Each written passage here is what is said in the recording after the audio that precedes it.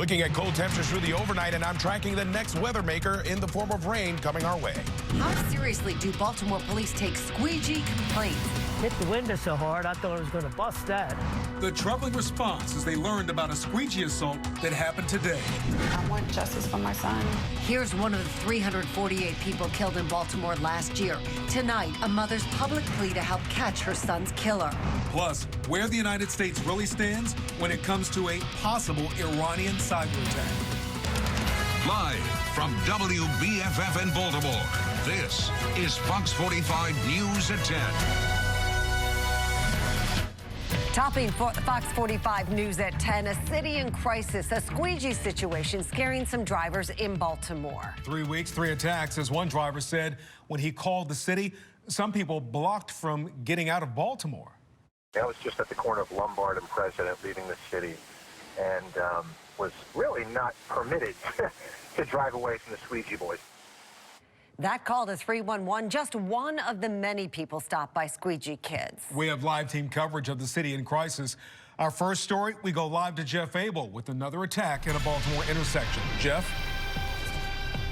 Well, police tell us they've received 66 complaints about squeegee incidents at intersections so far this year alone. We were there when the latest incident went down this afternoon. A Vietnam War veteran found himself fighting a new war here at home. Don Tawney and his wife were on their way home from the hospital when 5 strangers with squeegees went straight for his truck. I said, no, we don't want it. My wife said, no, get away from the truck. And the guy said, oh, yeah. And then he started hitting the truck. He started banging on the truck and put that dent in there. And then the window, he did the same thing to the window. What really got me is when my wife got out, and then he hit her with the squeegee. Walked away and says, get out of the truck, old man, I'll beat your too, and all this he was saying. It's the latest in a string of assaults and thefts here at Baltimore intersections. In this case, an officer responded and wrote a report, but it did little to slow the action here at MLK and Washington Boulevard. That's the one that actually hit the truck. An hour after he was attacked, Don Tawney spotted the same strangers working the same intersection. There's 5 of them right back at doing the same thing. They just keep doing it, How many times can you do it and get away with it? What's the matter with this city? I don't get it. Well, police tell us they are still probing the incident, but so far, no arrests. We're live in North Baltimore. Jeff Abel, Fox 45 News. Jeff, thank you. Well, Mayor Jack Young tells Fox 45 he will be making an announcement regarding squeegee kids this week. But before any announcement, a heated debate this morning at City Hall about squeegee kids and how to get them off the streets and into some jobs. The City Board of Estimates was set to approve a $40,000 contract with a landscaping company to remove invasive plants from 2 city neighborhoods. But city resident, you see her there, Kim Trueheart, argues the city should have considered paying squeegee kids to remove those plants. She says she pulled kids off the streets last year and trained them how to do that kind of landscaping work. The background and rationale for this procurement says because of the overwhelming citizen complaints about the overgrown conditions at both reservoirs, you feel this contract is needed. What about the overwhelming number of complaints about squeegee workers on the corners? When are you going to put money, sustainable money, behind helping those young men find work? Both Mayor Jack Young and City Council President Brandon Scott agree it's work they think the young men can handle, and the board decided to defer the vote and look at the contract again in 2 weeks. Today's squeegee attack isn't isolated. Last month, Paul Silvestri says a squeegee worker sprayed him in the face after he refused service, while another squeegee worker took his bike off his car. In October of last year, a woman says her squeegee confrontation ended with gunfire. She said she pulled out a gun when she was confronted at the corner of MLK Boulevard and Washington Boulevard. The gun went off. No one was hurt. Last January, a couple says their car was damaged in an attack by someone trying to clean their windshield. Well, the violence continues to rise in Baltimore. By this time in 2019, there had been 4 homicides and 19 non-fatal shootings. 8 days into 2020, we currently have 5 homicides and 10 non-fatal shootings. Now tonight, a Baltimore mother is on a mission to find her son's killer. Somebody gunned down 17-year-old London Stuckey last month. Keith Daniels is live in North Baltimore with the mother's public plea. Keith? Well, Mary, London Stuckey was a junior at Achievement Academy High School. Now, his mother says he was a respectable, good kid, not a part of the so-called gang that can lead to violence. But tonight, London is dead, and his mother is looking for answers.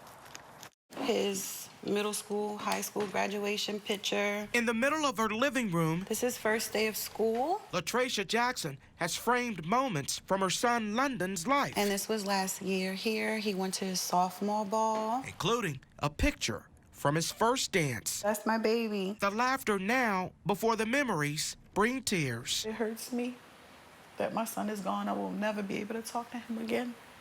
Hug him, joke with him. I won't see him get married, have any children, nothing. Someone shot and killed London Stuckey Friday afternoon, December 13th. He wasn't even a grown man, he was a teen. He was 17. Police found his body in an alley behind a home on Woodmount Avenue near Cochran Avenue. Tonight, London's mother on a mission My son meant a lot to me. to find her son's killer. We were very close, and I need somebody to answer for this. Jackson says detectives told her that surveillance video revealed that London may have known the person who shot him. Because in the video surveillance, they were talking. They were like, joking around and things and stuff. Police are not giving details about the investigation. They declined an on-camera interview. But a spokesperson did say detectives are actively working the case. Meantime, a public plea from a mother. Please just come forth and say something.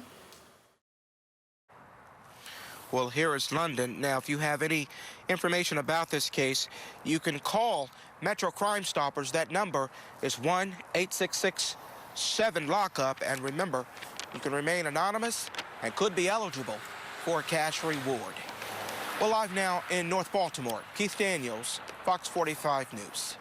Keith, thank you. Fox 45 is committed to bringing your issues surrounding the city in crisis to light. That's why tomorrow we will hold our 4th City in Crisis Your Voice, Your Future Town Hall. It is set for tomorrow night, as we said, at St. Francis Academy on East Chase Street. Mayor Jack Young has been invited to be on the panel. City Council President, mayoral candidate Brandon Scott just confirmed a few minutes ago that he will attend. Also confirmed mayoral candidates TJ Smith and Tharu Vignaraja. Well, first some snow and now the cold. Chief Meteorologist Vetus Reed joins us with a look at tonight's winter blast. Vetus. Yeah, we're seeing those frigid temperatures behind the snow showers we had this morning. Those temperatures getting pretty chilly across the mid-Atlantic. Those temperatures right now, 32 degrees in Baltimore, back to the west of us, 29. A little closer look, you see those temperatures getting kind of cold through the overnight. By tomorrow morning, waking up, sending the kids off to school, we're looking at only 18 degrees in Westminster, 22 Bel Air, 22 in Cockeysville, down in Annapolis about 25. So very chilly temperatures. We could get a little refreeze out there, a few icy spots. Closer look at how long we're in the deep chill coming up, and the next weather maker for this weekend in the form of rain coming in my forecast. You can access the latest information when severe weather hits right on your mobile phone. Download the Fox 45 weather app, search for WBFF in your app store. And get the latest forecast tomorrow morning on Fox 45 Morning News beginning at 4:30 a.m. Breaking news in the Middle East tonight. According to the U.S. military in Iraq, 2 rockets landed inside the Green Zone in Baghdad. That's the heavily fortified area inside the city and home to the U.S. Embassy. There are no reports of injuries. Officials are still trying to figure out who fired the rockets, but the strikes come a day after Iran fired rockets at bases in Iraq, housing U.S. troops. There are no reports of injuries at this time. President Trump addressed the nation today following Iranian airstrikes on 2 Iraqi bases that house American troops. No Americans were hurt in the strike, and the president says he believes Iran is now standing down. Yet hours after the attack, the Iranian president tweeted that Iran is still seeking revenge for the death of General Qasem Soleimani. In his remarks today, President Trump said he will also be enforcing additional economic sanctions on Iran. If Iran does anything that they shouldn't be doing, they're going to be suffering the consequences, and very strongly. The United States will immediately impose additional punishing economic sanctions. The House is voting tomorrow on the decision to limit President Trump's military power when it comes to Iran. Experts warn revenge could also come in the form of a cyber attack. Fox 45's Alexa Ashwell tells us there have already been cyber attacks on U.S. soil. Alexa? And Kai, that's why tonight we're questioning local officials about what they're doing to protect Baltimore. In 2014, Iranian hackers targeted a Las Vegas casino, costing it tens of millions of dollars. 2 years before that, Iranian hackers coordinated a cyber attack on dozens of U.S. banks, causing millions of dollars in lost business. It's happened before. Experts warn it can happen again. Cybersecurity, I'm often asked, can it kill people? It's not really the right question. One more concern as tensions grow between the U.S. and Iran. Cybersecurity can wreak havoc. Chaos Baltimore has felt before. Just months ago, unknown hackers crippled the city's systems in a ransomware attack. The virus costing Baltimore millions of dollars. We have suffered an attack. We have a responsibility to the citizens and the taxpayers of Baltimore City. We've purchased cyber insurance. But is that enough to protect Baltimore against another potential hack? I questioned the city, a spokesperson writing, quote, "We are currently on alert status and monitoring systems and working with our partners to keep Baltimore's network safe." The Iranians are experts in cyber attacks. Former FBI agent Tyrone Powers points out the NSA, based in Anne Arundel County, already has countermeasures in place and is currently on high alert. We have individuals now who can try to detect when we are about to be hit by a cyber attack, and you specifically look for cyber attacks coming from certain areas. Obviously, there's a heightened awareness. It's important to note there's been no indication of a cyber attack here in Baltimore. Where a ransom attack would be most devastating, experts weigh in at 11. Kai? Alexa, thank you. Be the first to know about breaking news. Download the Fox 45 News app. Search for WBFF in your app store. Columbia woman burst into tears after receiving a free car. It was a gift from NBA player Carmelo Anthony. Anthony grew up in Baltimore. He heard that the single mom needed a vehicle to get to work, and guess what? He worked with online company Get a Car to help her out. Still ahead on Fox 45 News tonight, tragedy in Baltimore County, remembering these two little boys who were killed while crossing the street with their mom. Why family members say this loss is especially painful. Potentially dangerous contaminants in some prenatal vitamins. Still ahead, exclusive lab results show which brands contain lead and why nothing's really being done about it. A state delegate questions county schools for shredding financial documents, but even he can't get answers. Now another disturbing discovery next in our Project Baltimore report.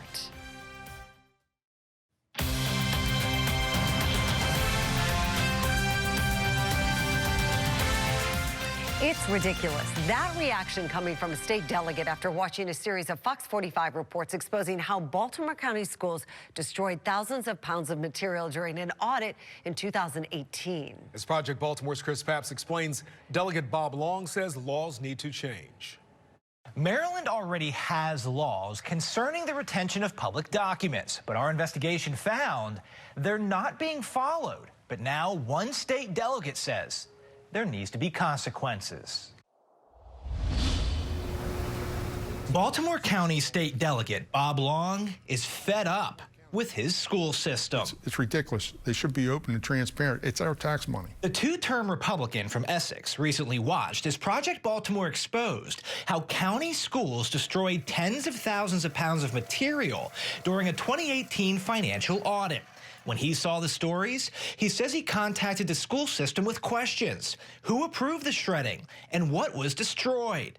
He did not get answers. If you're not doing anything wrong, you don't hide it. It's that simple.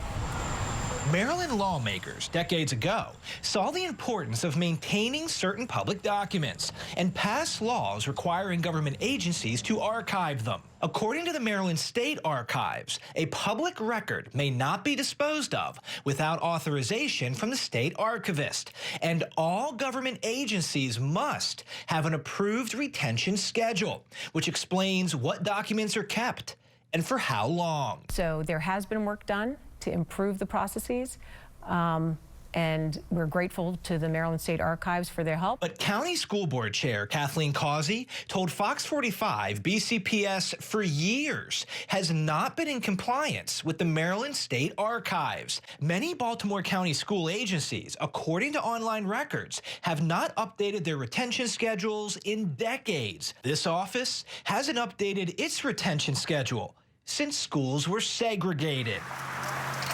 So we went to the State Archives in Annapolis to see what county schools has saved. Video is not allowed, only still photography. With help from the state archivist, we could only find 5 books archived by BCPS in its history, all of them from the 19th century. They show receipts from 1828, expense accounts from 1852, tax levies from 1865, the year the Civil War ended. County Schools appears to have archived nothing in well over 100 years. We are moving forward in making improvements, but clearly we need to do more research and we need to have more understanding. Causey says County Schools is working to be in compliance with Maryland State Archives. But after Project Baltimore exposed recent document destruction at BCPS, Delegate Long says further action should also come from Annapolis. He says in January, he will introduce legislation mandating all financial documents at BCPS be retained for at least 7 years, with possible penalties of perjury for those who violate it. These records should be maintained. They should be backed up on a hard drive or something, and it should be certified. I mean, it's taxpayers' money. It should be open and transparent. Long went on to say at first he will focus on Baltimore County public schools, but he would like to see a statewide retention policy for all schools. And we want to hear from you. If you have a story that you would like to share, something you want us to investigate concerning education, call our hotline, send me an email, go to foxbaltimore.com to follow our progress. I'm Chris Pabst, and this is Project Baltimore.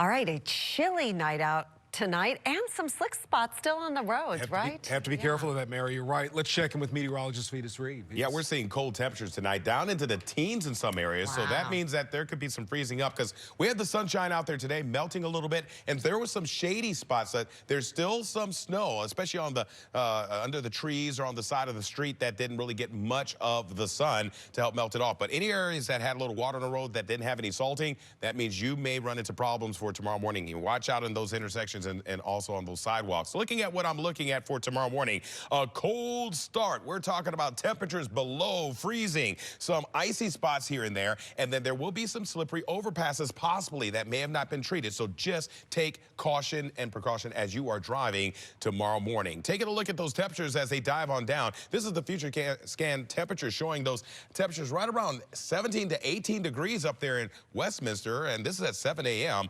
22 up in Cockeysville and Bel Air, about 25 in Baltimore. This is when you're going off to work and school, standing at the bus stop and the light rail, have those gloves, the earmuffs, and all of the above. And then we're only getting in the highs in the mid-30s tomorrow. Now, this is going to be the coldest day. Clear skies out there now, nothing in the form of precip to worry about. But tonight, overnight, the forecast is going to show clear skies with those temperatures down to right around 27 degrees. It is chilly. Bundle up, try to stay warm. I have warmer temperatures for you coming in the forecast, but also some rain with our next weather maker, all coming up in my forecast in just a few minutes. Thank you, Vetus. Financing public education, how much is it worth to you? Still ahead, we ask local leaders how Baltimore City and County plan to fund the 10-year Kerwin education plan. Do you trust Baltimore politicians? Up next, we reveal results from an exclusive Fox 45 Gonzales mayoral poll. They was just little children.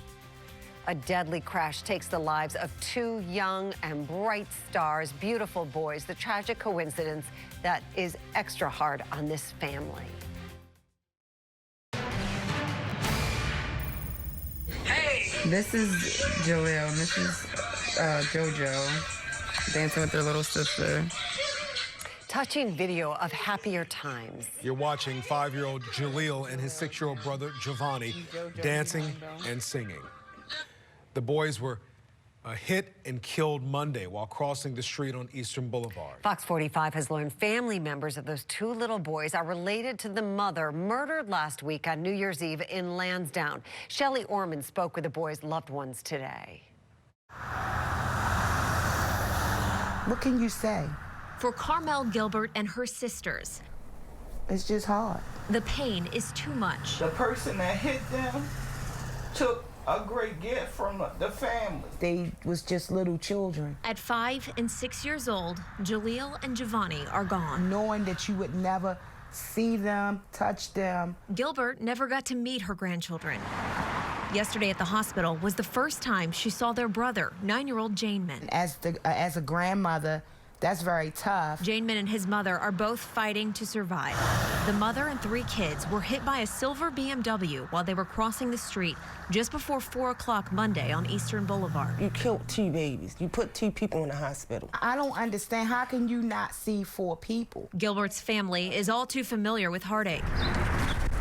Their cousin, Bria Mitchell, was shot and killed last week on New Year's Eve outside her apartment in Lansdowne. She had 2 little girls.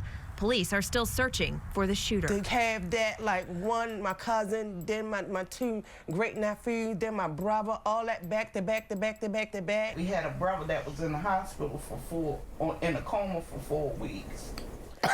And he passed away yesterday. Their sorrow mixed with anger because of those taken from them. But also, I don't want to hold on to the anger. They're asking for prayers and holding on to each other. Charge the moments, because you never know. You never know. In Baltimore, Shelley Orman, Fox 45 News. Coming up, the debate over funding the Kerwin Commission plan. We take a look at the total cost to Maryland taxpayers. Prenatal vitamins are recommended for pregnant women, but do we really know what's in them? Still ahead, details of a disturbing prenatal precaution in our next half hour. The Baltimore Ravens are set to play their biggest game of the season this Saturday against the Titans. Well, Fox 45 takes the opportunity for a little trash talking and a wager with our sister station in Nashville. The goodies up for grabs depending on the winner. And I'm tracking a big swing in our temperatures as we go through the next couple of days. It's chilly out there. We're looking at temperatures only in the teens in western Maryland, and it will be in the teens starting off for tomorrow morning in some areas around central Maryland. The deep chill, how long it'll stick around, and when we're going to see those warm temperatures and the next weather maker coming up in my forecast.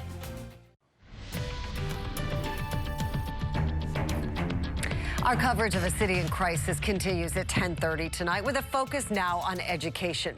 Baltimore City already has a very big budget, $1.3 billion, and it spends more than $16,000 per student.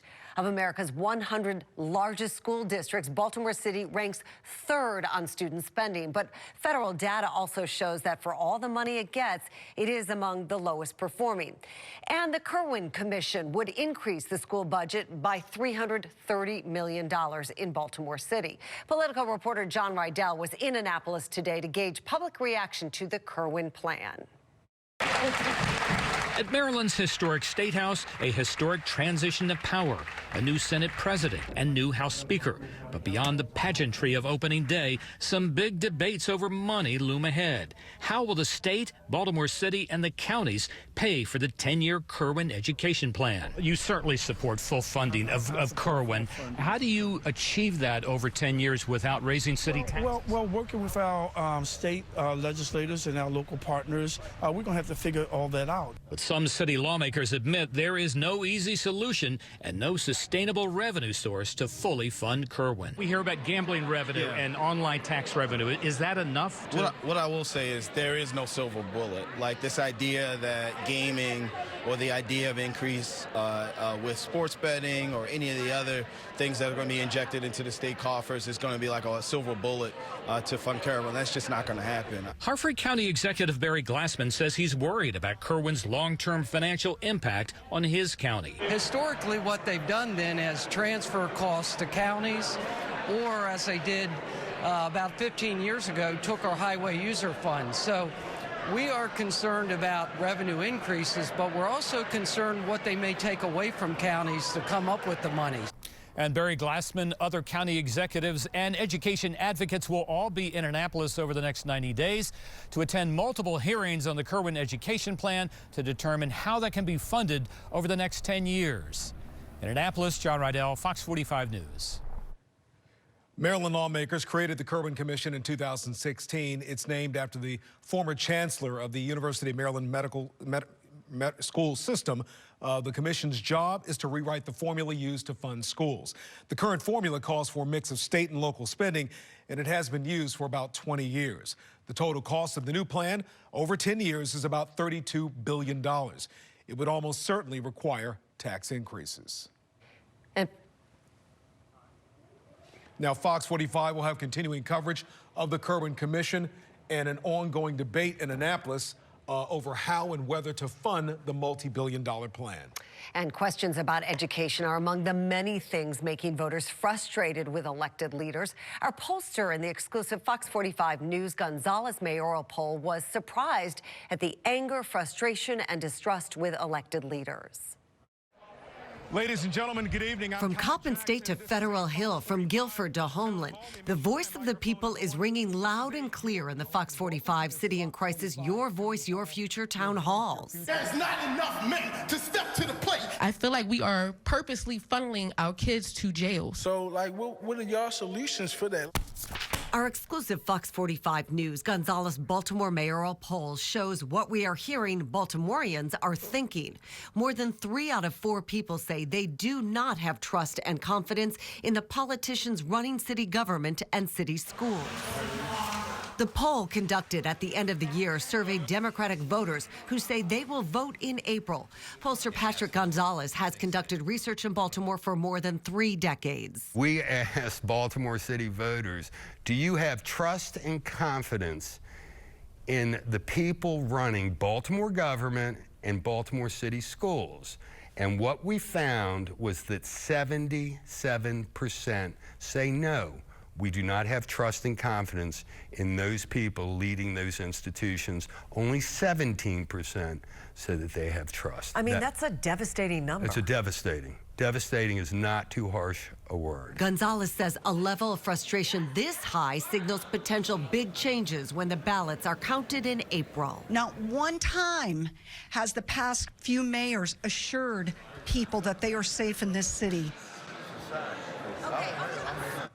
And our exclusive Fox 45 News Gonzalez Baltimore City mayoral poll is extensive. We have invited all of the major mayoral candidates to see our exclusive poll results and comment. Yes, and continuing over the next few days, we will release what voters say are the top issues and who's leading the race. You don't want to miss the results of our exclusive Fox 45 News Gonzalez Baltimore City mayoral poll on air, online, and on your mobile phone. Whether it's funding schools or corruption at City Hall, Baltimore is a city in crisis. For nearly 200 years, General George Washington has towered 178 feet above the Baltimore skyline. A monument to the leader who led us to victory in the Revolutionary War.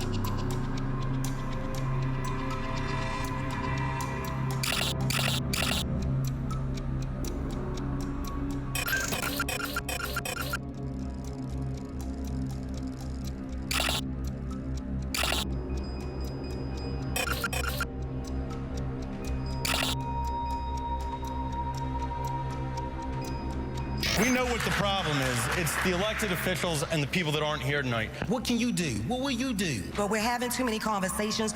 We need action.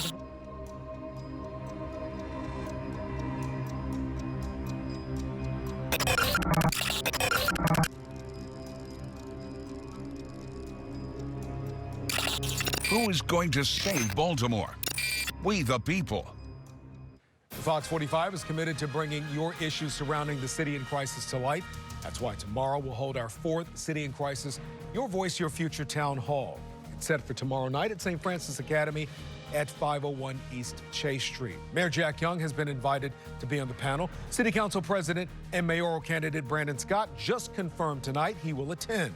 Also confirmed is candidates TJ Smith and Tharu Bignaraja.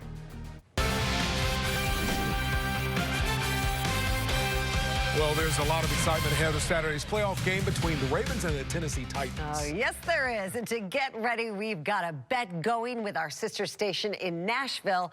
Watch this. We got to do a wager, and we got to talk about, we want some Jimmy's Crabs if we win, and you guys can have some Hattie B's hot chicken if we lose. How about that? You sure you want to take this? I mean, okay, let's just think about this. Last time we saw you guys, they didn't score. We beat you guys in Tennessee, and that was with Joe Flacco. And now we have The full video of this morning's trash talk on our website, foxbaltimore.com. I love it. I think they're going to be eating some Hattie B's chicken. That guy Yes, is hilarious. I think so. Justin Chambers and I go back a long time. Nice. He's a good friend of mine, meteorologist out there in Nashville now. He used to be in Vegas for years, and we used to call him Big Vegas. So every time we'd see him at conferences, every year I see him at a conference, he's always hanging out with me. Guess what? He's going down. He's going down. I'm gonna start trolling him on Facebook here soon. So I'll be giving a hard time. But nonetheless, it looks like what we're seeing is the cold air out there. Now we got the snow. We had some squalls this morning, but what we're preparing for is this next round here, and I'm showing you what's going to be building in. This is an area of low pressure and a front that's going to be pushing up into the Great Lakes, but is bringing rainy conditions with it. Ahead of it is warmer air, so we're on the colder side of this front right now. This is looking at Thursday afternoon. This warmer air is going to start building in behind us, so we're going to see a displacement of all that cold air out there now with rain showers and warmer temperatures, and that's going to be coming our way for the weekend. Why I'm showing this is because the timing is everything. Saturday's game, it looks like it's going to be getting here in time for the game that we're talking about, the Ravens taking on the Titans, and it looks like it'll be kind of a sloppy, wet game with kickoff in the evening with those temperatures in the 50s, upper 50s halftime and all through the game, but the highs that day will be in the mid-60s to start off earlier that afternoon before the rain arrives. So just a little look ahead. If you got tickets, just be prepared for a little bit of a soggy go. Right now, downtown Inner Harbor looking lit up beautifully there with temperatures sitting on the chilly side at 32 degrees. Clear skies, winds out of the northwest at 9, and it looks like we'll see those winds dying down after a blustery day that we saw today. 28 degrees right now in Westminster, 29 in Cockeysville and Bel Air, up in Elkton, 28 degrees, down in Columbia, 30, 36 in Annapolis, Stevensville coming in at 34 degrees. Like I said, the winds are much lighter across the area. Not too bad of a problem as far as we going through the overnight, but what we will see is the problem with potentially refreezing. Now, we had a lot of sunshine today, temperatures in the low 40s, helping melt off some of that snow or on the surfaces, but the problem is we're going to get those temperatures at freezing, and areas that haven't been treated are going to have some frozen spots. So seeing these temperatures on the future scan by tomorrow morning, 7 a.m., we're looking at temperatures that are in the low 20s to the north of the city, 18 potentially up in Westminster. So areas north of the city could be seeing some teens to start off with, and it will be a cold, chilly start. So bundle up. Highs tomorrow only topping out in those 30s to mid-upper 30s. So it's going to be a cold day as we see clear skies across the area and chilly temperatures before the warmer temperatures arrive. High pressure, we're on the front edge of that. That's helping bring down the colder air as we go through the overnight. Tomorrow, we'll see the return flow. So that's going to slowly start to make the changes as we go through the day tomorrow. But we see more of the effect of the warmer air on Friday. But we also get the clouds, and here comes that rain. Our next weather maker is moving into Indianapolis and Columbus, Ohio, as we get into Friday morning. By Friday afternoon, showers over Pittsburgh, and then as we get into Saturday, here comes this system, that big area of low pressure right there. That's what's going to be moving our direction. We're going to be tracking that closely because by the time Saturday evening, that will be affecting us, giving us a chance for that rain. Tomorrow, expect highs only in the mid-30s across the area with increasing clouds through the day. Howard County looking into Anne Arundel County, 36 in Columbia, Elk Ridge, 37, 36 in Severna Park, and the northeast corner of the state, temperatures in the mid-30s as well. Your 7-day forecast looks like this: 36 degrees tomorrow, increasing clouds, more clouds than sun on Friday, 52. So temperatures make a rebound, and I'll take a step out of the shot to take a look at these temperatures in the 60s on Saturday, 63 with that rain moving in, rain overnight. Then Sunday looking at 65, 30% chance for showers. And we're holding those mid-50s going into early parts of next week with a few scattered showers on Tuesday and Wednesday. Back to you. Edith, thank you. Well, JT shared this stunning picture of snow in Moncton this morning. Oh, that's gorgeous. Chime in with your weather pictures by going to Fox45 News app and select Chime In from the Explore list. Or go to our website, foxbaltimore.com/chime in. It's shocking. It's so disturbing. Prenatal vitamins are supposed to be a healthy choice, but some brands contain potential hazards. Up next, our exclusive test results show which brands contain lead. It's a discovery that's out of this world. New tonight on the late edition, the potentially habitable Earth-sized planet, and how long it will take to get there.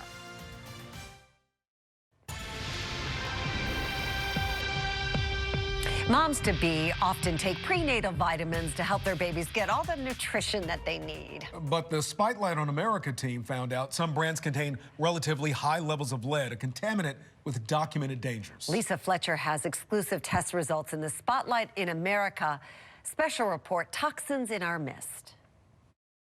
Millions of moms-to-be take a prenatal vitamin every day. The labels say things like satisfaction guaranteed, quality assured, and for a healthy pregnancy. But what we discovered that's not on the label is lead, a heavy metal the CDC and World Health Organization say can be hazardous to a developing baby. I mean, it's shocking. It's so disturbing because as doctors, we tell all of our patients, take your vitamins, take your vitamins. UCLA's Dr. Stephanie Canale is especially tuned into this issue. She founded a first-of-its-kind lab to test breast milk for deficiencies and contaminants, giving moms important information. But contaminants from prenatal vitamins weren't even on her radar until we told her what we found. My first reaction was, let me see that, because it's so high. Everyone has to be off by a decimal point here, at least. But the numbers aren't off. We partnered with Ellipse Analytics, which tested more than 220 brands. A separate independent lab, Eurofins, confirmed what Ellipse found. Results were across the board, with lead levels in one serving of a prenatal vitamin ranging from just trace amounts to 15 times what the FDA recommends as a limit in apple juice. What does that mean? Leading health organizations have set varying standards for daily exposure to lead, including from drinking water, food, and things like paint and jewelry. Because lead accumulates in your body, scientists say less is best. While what's considered tolerable varies, the CDC, FDA, and World Health Organization all agree there is no known safe level of lead. When mom is taking a vitamin every day, lead will cross the placenta. Numerous peer-reviewed studies are calling attention to the issue of fetal lead exposure, including this one from the University of Alberta, Canada. It says the revelation that pregnant women are taking contaminated prenatal vitamins is, quote, sobering indeed, and calls for regulation and oversight. The animal studies that show that it's not just a one-time exposure, but this chronic, low-dose, consistent exposure of heavy metal toxicity to an infant, in animals it looks like an autistic-like picture. ADHD, behavioral, has neurocognitive consequences. According to a study cited by the National Institutes of Health, lead is well known to cross the placenta and to accumulate in fetal tissues. Prenatal exposure poses a health threat, particularly to the developing brain. Back to our results. All of the vitamins in our tests fell below the FDA's recommended limit for daily lead exposure. But recent science suggests the FDA's regulations appear to be lagging behind emerging recommendations on food safety.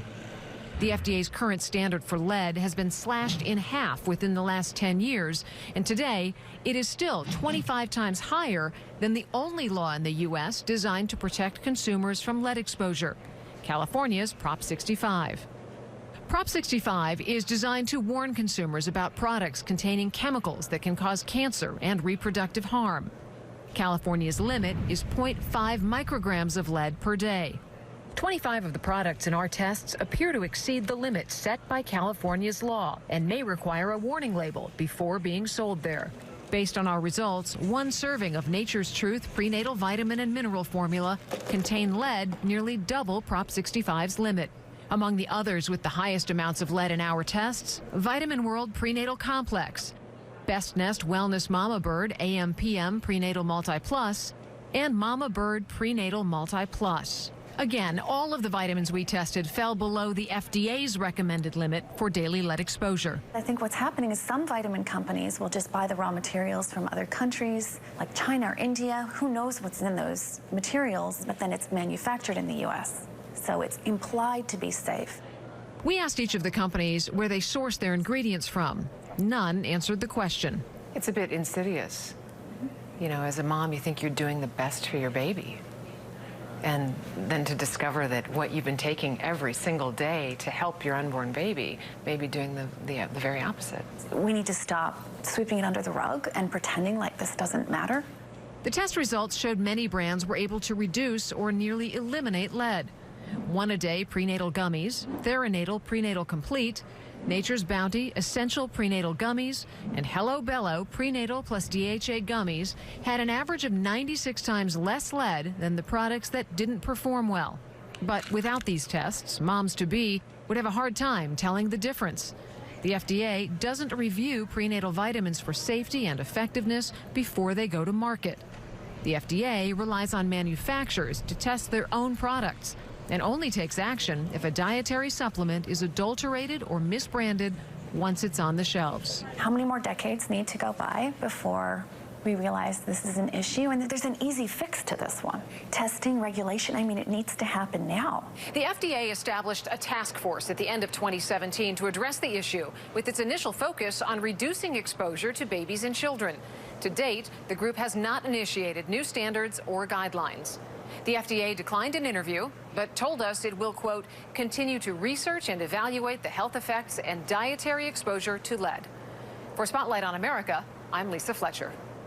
Well, Monday afternoon, Nature's Truth responded to our questions about the lead content in their prenatal vitamins and told us that in their tests, their vitamins fell below the limit set by California's Prop 65. We requested a copy of Nature's Truth's test results, but they've not yet provided a copy for us. On the next Spotlight on America report, see how one government attorney's decision to take matters into his own hands could change the vitamin industry. And to see all prenatal vitamins tested, head to the Spotlight on America section of our website. Time for us to get a detailed look at the weekend forecast. That's right. Let's head over to Vetus. Yeah, it looks like we are seeing another weather maker heading into play, and that's going to be bringing us in the form of rain as our temperatures are actually increasing. So looking at your weekend forecast here Friday, we'll see more clouds and sun. I don't think we'll get any rain there. 52 degrees, but Saturday we're up to 63 degrees, almost 20 plus degrees above normal, where we should be in the low 40s. We'll get that rain building in. It looks like a little bit of a wet game for that night. That rain lingers Saturday night into Sunday morning. 65. We're still holding mild through the entire weekend. Back to you. Another squeegee attack at another Baltimore intersection. Here from the latest victim tonight on the Late Edition. And Lamar Jackson has become a nationwide phenomenon, but he insists the Ravens are not a one-man team. We'll hear from the Ravens quarterback next in Sports Unlimited.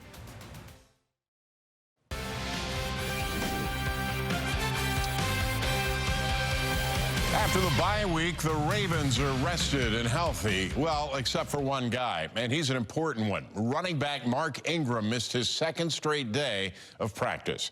Ingram suffered a calf injury on this play against the Browns on December 22nd. He sat out the season finale against the Steelers to rest it up. He returned to the practice field last week and went full speed before something, according to the NFL Network, tightened in the calf. He hasn't practiced since. With a playoff game less than 72 hours away, his availability is becoming a real concern. John Harbaugh won't comment. Offensive coordinator Greg Roman said today that Ingram is day-to-day. Stay tuned. Of all this weekend's playoff games, only one's in prime time. The Ravens hosting the Titans at M&T. And if you're wondering why, then you hadn't really been paying attention. It's all about Lamar Jackson, the man everyone wants to see.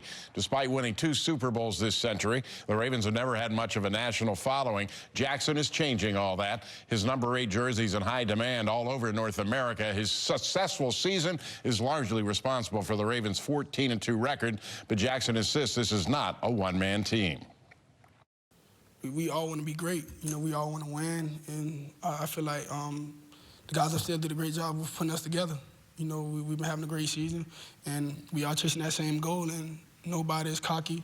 You know, everybody come in the same way we did, you know, from OTAs. So that's the thing you want to have around here in this locker room. Now, if Mark Ingram can go Saturday, the Ravens have full confidence in Gus Edwards. We'll talk about that at 11:30 as Sports Unlimited continues.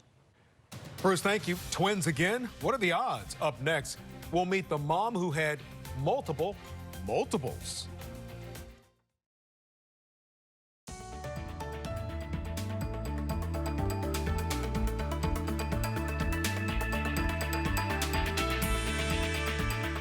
A mother in Florida is seeing quadruple after she gives birth to her second pair of twins in 2019. Can you imagine? No. Alexandria Wilston gave birth to twin boys in March of 2019. Then in May, Wilston learned that lightning had struck twice and she was having another set of twins that year. She says that twins run in her family. Oh, they're cute. Adorable.